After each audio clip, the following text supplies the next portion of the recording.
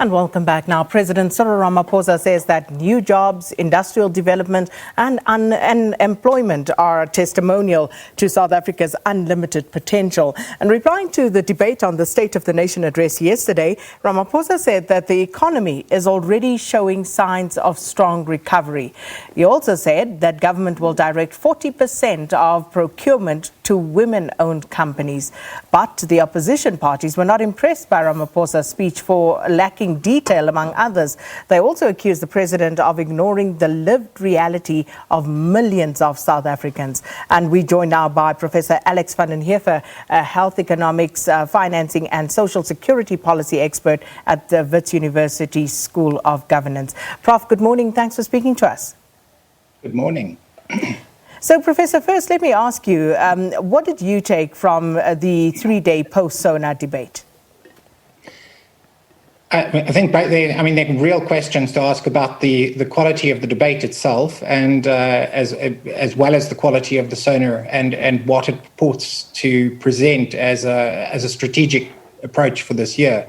I think a lot of the debate was posturing, certainly from certain parties which are very much opposed to Cyril Ramaphosa as leader of the ANC. And I think that coloured the content of their criticism rather than focusing on the policies themselves. And then I think that the policies really do raise a lot of questions, because we really don't have a very clear way forward to deal with our strategic issues and development requirements in the next, that should begin this year and focus on the next few years. So, speaking of those strategic development requirements, did you get a sense, at least, Prof, from the latest State of the Nation address, that we know what we're doing and that the country actually has an idea of how to fix what is wrong? I don't think we have, no. I think that a lot of the proposals were relatively superficial, and the innovations were hardly innovations. When I hear, here's our latest innovation, is to create another state company or a state arrangement, I don't actually believe that there's a serious thought being given to the sort of developmental requirements of South Africa and the institutional framework we need to deliver it. We don't really have a very clear pathway on infrastructure investment in South Africa. We don't really have a comprehensive social security system that's proposed, and that is a very difficult thing to design and implement, but there's nothing, not even a start to it. The reform of the health system, which is absolutely critical, not mentioned at all. There's a sort of glib remark about NHI and the response to the debate. And that's and the NHI debate itself fails to deal with the problems in the health system. So we're going to continue with these problems going forward. They seem very superficial, very peripheral, and nothing you can kind of hold on to. So looking at that, the president says that the economy, for example, is showing signs of recovery. Can we speak to that? Where exactly are we seeing this, and to what degree? So there was an expected rebound from the lockdown. That's not really a recovery. In many respects, it's just the normal economic behavior returning to pre-lockdown time. So the level 5 lockdown and level 4 lockdowns had a severe impact on the economy. It basically shut down the economy for a period. And when you reopen, then sort of normal business starts to come back. Now, that's not a recovery. That's what you expect to happen. And it had nothing to do with government other than removing the lockdown provisions.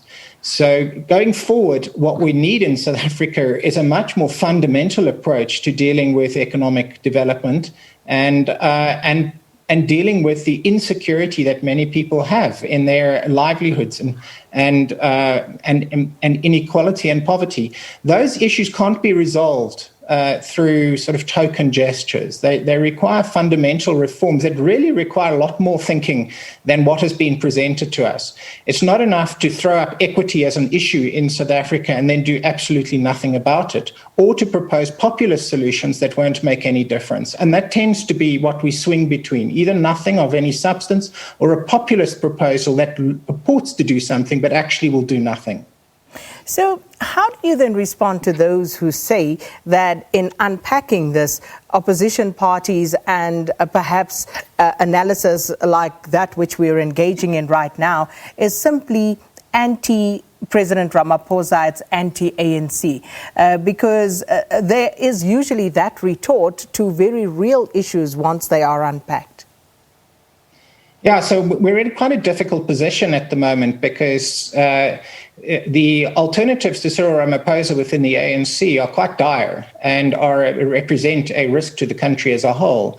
And yet the sort of Ramaphosa administration is making mistakes. And so we've got to be able to criticize the policy that is being presented and separate that from the risk that he might be deposed within the ANC.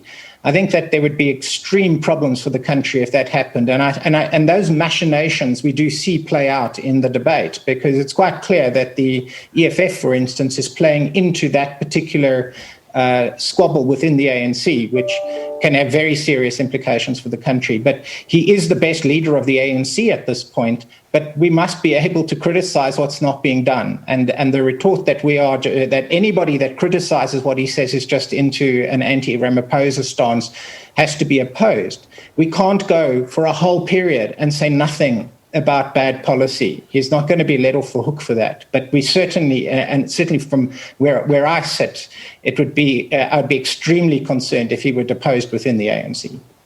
So the question would be, why would you be? Because we talk about policy, and you just mentioned bad policy, Professor van den Heever. This is ANC policy. So what difference does it make in the end as to who in the ANC is spearheading that policy deliverable? Well, it makes a very big difference who's president, because the powers in the presidency are immense. And the concentration of power needs actually to be addressed through reform, because the ability to appoint people into the NPA, commissioners of police, into the Reserve Bank, into major structures in South Africa, give a president a power to essentially eliminate any accountability for themselves for their conduct and behavior, which might be improper, which we've seen now in the past. So the state capture project shows what the power of the president is capable of. So when we separate the issue of general policy within the ANC and that specific power of the president, there are people who are running for that position in order to be able to capture the state.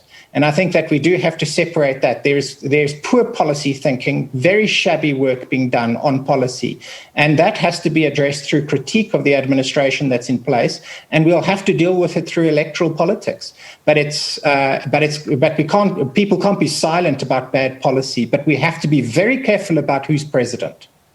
So the current president, Cyril Ramaphosa, he also in that reply said that the country is rich with mineral resources, which, by the way, he points out belongs to the people.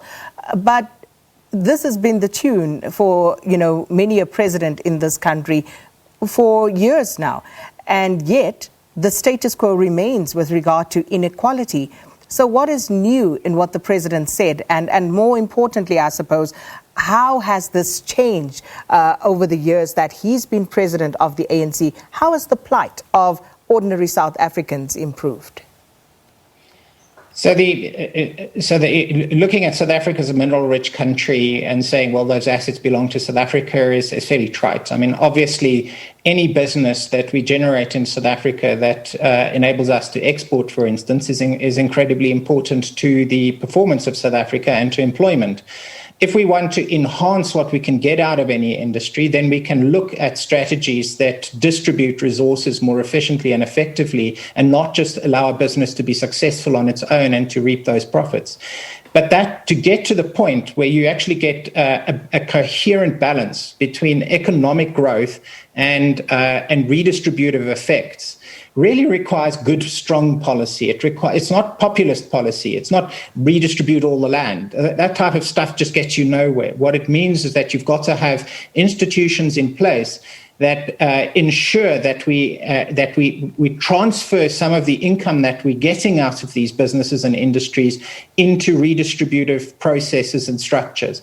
So I mentioned earlier, we don't have a social security system of any merit in South Africa. It is far from comprehensive. In my view, it is impossible for us to develop on an inclusive basis without that embedded in our society. And the countries that do develop well have. So that's one part of it. The other part is that if you want to have communities developed, you've got to have policies around mining, for instance, that are actually implemented and not token policies that involve handing out money to people who do not actually make improvements in the community. You've got to have strong improvements. But again, the problem here is that when the state, as it's currently structured, enters into these arrangements, patronage becomes predominant. So you've also got to look at when the state exercises its power in relation to the economy, that it doesn't end up being diverted into patronage projects, and it does actually end up redistributing. And I'm afraid we've seen for 25 years these government policy being heavily influenced by what certain key political office holders can extract out of those out of government power. And that's why we don't have very good policies on the ground and why we keep talking about equity endlessly and never doing anything about it. And perhaps, sticking with that point, there's also the issue of a lack of trust, this trust deficit between the citizens and the government. Because the point that you make about patronage, when the president talks about 40% of procurement opportunities going to women-owned businesses, which women? And just in general, when you talk about these opportunities, who are they actually going to? You see, that becomes deeply problematic because these are glib proposals made without any content or substance. And the question is this, the ANC Women's League getting their part of the pie? I don't know. That becomes the first thing people think of. Oh, well, they've got people in mind to give this money to. I have no idea what problem they're trying specifically to solve with this, and how procurement is going to change that, and how you solve all the problems that you get of targeted procurement. Because the moment you intervene, again, you're going to have patronage entering into it. You've introduced a degree of discretion into government procurement that allows somebody to decide who gets what. And that's a huge amount of resources. And it might mean that, in fact, those contracts don't deliver at the end of the day because they're given to cronies. And I agree, that is essentially... I think that the trust deficit that we have at the moment is earned. And for a government, and certainly the ANC who's running the government, to change that trust deficit, they've got to do things that show that when they introduce a policy, they're doing it for the country as a whole and not for themselves. And we don't have the institutions that protect us from that.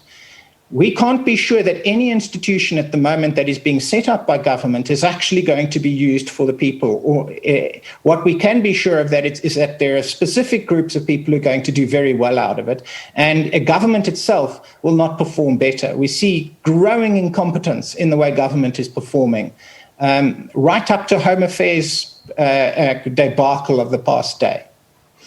And then, of course, as I try to condense as much of, what I still want to talk about into the little time we have left, Prof, there's the youth unemployment issue and the president talking about opportunities. But the question is, once again, where? Which opportunities? Where are these opportunities? Who are the youth that are actually benefiting from said opportunities? And then the president also speaks about developing our own vaccine. He goes on to talk about how the pandemic has exposed inequalities in our healthcare system. Well, surely the president didn't just wake up to this. These are long-term problems. I mean, I was part of the Taylor Committee of Inquiry that finalised its recommendation in 2002, and youth unemployment was a very big part of that. Very few of the recommendations of that report were ever implemented. So these are problems that people are well aware of, and they and fully understand that they're not going to be solved with a magic wand. You need real, strong policies, not glib speeches. And so I think that essentially that is what is missing at this point, is that it doesn't always appear as if the hard work, the heavy lifting has been done behind a policy which is then announced. And youth unemployment going through the, another youth development agency or something like that is not going to really make any difference whatsoever. We have real difficulties in how we've developed skills. The SETAs are a mess. They accumulate surpluses. They don't allocate them to people. They're targeted at people who are employed instead of people who aren't employed. We've got resources, immense resources within the state and within the country, and they're poorly deployed. And in many respects, you've got, again, patronage-driven organizations that are behind the deployment of those resources, which is why they never move. They never move in the right direction. They never move towards our greatest needs. Youth unemployment in South Africa and long-term unemployment of older adults has never been systematically addressed through a policy in South Africa. Professor van der Heever, we have to leave it there. Thank you so much. And Professor Alex van der Heever, a health economics financing specialist and also social security policy expert from the Wits School of Governance, reflecting on the Post-SONA debate in Parliament over the past 3 days. Right, it is time now to go to the news.